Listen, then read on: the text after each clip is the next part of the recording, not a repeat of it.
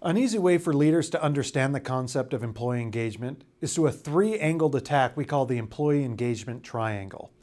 In this segment, you're going to learn about that first angle of the triangle, leaders creating purpose and meaning for their employees.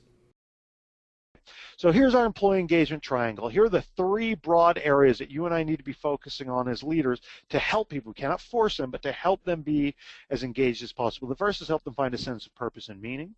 The second is a sense of efficacy. And the third and final one is a sense of self-worth in their employment. Okay, and we'll elaborate on each of these, but it's these three things together that lead to employee engagement. And this is really what we're going to spend our time talking about today. Okay. So the first thing we have to do as leaders to get employee engagement, and I've been blowing this trumpet, and many of you have heard this, me share this many times. It's helping people find a sense of purpose and meaning. Okay, so what do purpose and meaning, what do we mean by that? Well, it's helping people realize values. One cannot divorce leadership and meaning and purpose from one's values. So what do I value from a job? I'm not talking about cash and money, a lifestyle necessarily, but there's something else that I value. It's making a difference, right? Most people that get involved in the public sector have some public service motivation, and it's how do I help them see that their values are being realized. What we're talking about here is the why of work. Why does it matter that you work hard every day? Why does it matter? Why does your job, your position matter? What are you contributing to? Look at this from Studs Terkel. He wrote a book. It was really, a tome. This is a massive book written in 1974. He's a historian, actually. He's not a business guy. But he just interviewed hundreds of people who had hundreds of different jobs. And he says work, and what he concluded is work is about the search for daily meaning as well as daily bread, for recognition as well as cash, for astonishment rather than torpor or boredom. In short, for a sort of life rather than a Monday to Friday sort of dying. I want you to think about that. This is a guy who interviewed people in all these different jobs, government, private sector, everything. He says, what I learned is that people are looking for more than just money to buy their daily bread, for recognition and not just cash, for astonishment, for them to be like, wow, I did something today, rather than boredom, and a life to say, yeah, I'm part of something, rather than crap, I got to get through this week so I can get to the things that I really care about over the weekend. And that's not to say that job should be the only sense of meaning in people's lives. But there's no question from an organizational perspective, if we can get people to find that why of work in their life, then man, they are better at what they're doing, and their lives are better too, from an ethical perspective. Okay. Also, from one of the people he interviewed in Working, that's the book of Studs Terkel's book. He says, this interview, he said, most of us have jobs that are too small for our spirit. Jobs are not big enough for people.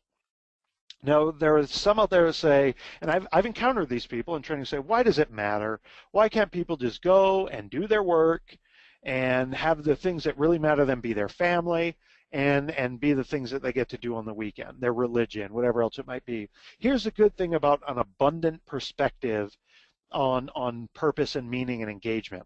One source of engagement does not diminish another source of engagement. All it leads to is a more abundant life. So they can still have their religion and their hobbies and their pastimes and their family and other service things and nonprofits that they're involved with, that sort of thing. But they can also have that. Here's the good news. They can also have that from their jobs.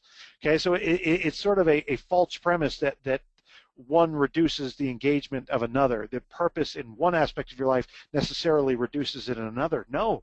That's not the case. And remember, our jobs as organizational leaders is to produce the best organizational outcomes.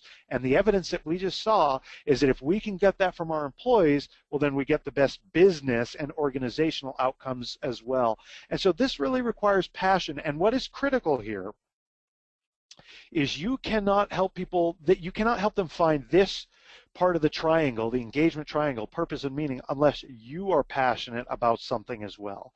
That passion is contagious, okay? And so this can't be gimmicky. It's got to be genuine. It's got to be sincere. So you have to be engaged yourself to help other people find engagement. Does that make sense? You've got to be engaged yourself to help other people find engagement. There's got to be a passion there, okay? And then finally, we want to talk about messaging. So let's say you are passionate.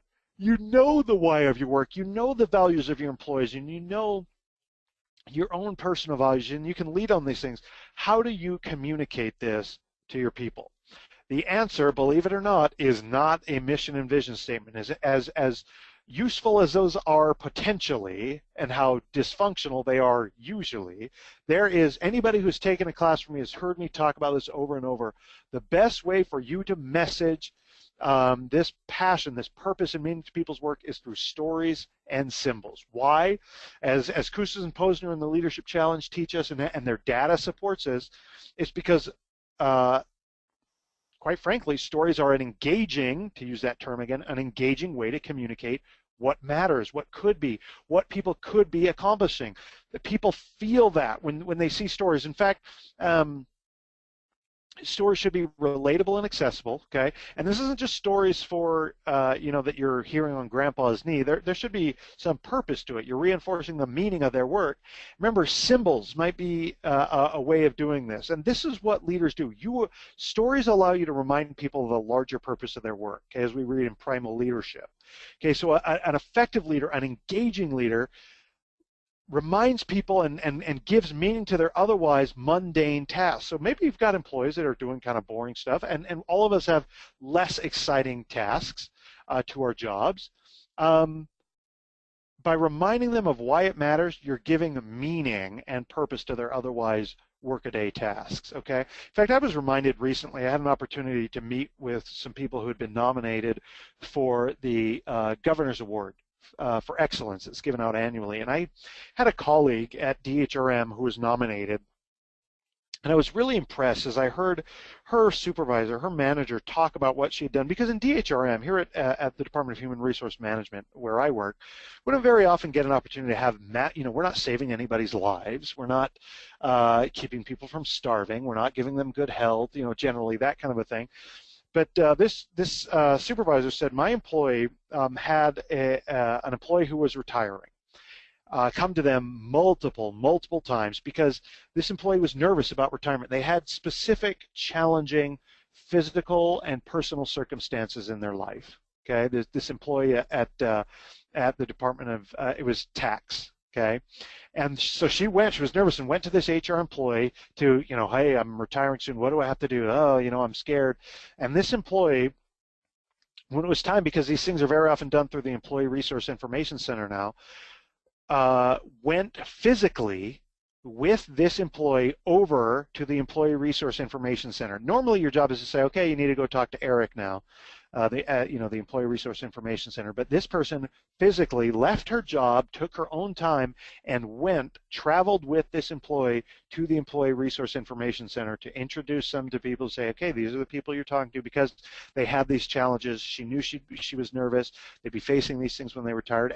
And the supervisor, she was sharing this, started to tear up because it was so above and beyond, and called this employee her go-to employee. But I thought, if employees heard that, if DHRM employees heard that, man, that would motivate me to sort of go the extra mile when necessary, and it would remind me that, even though I don't deal with the public directly, I deal with employees, state employees, I have opportunities to have an impact on their life if I look for it, if I do go the extra mile. That's the example of a story.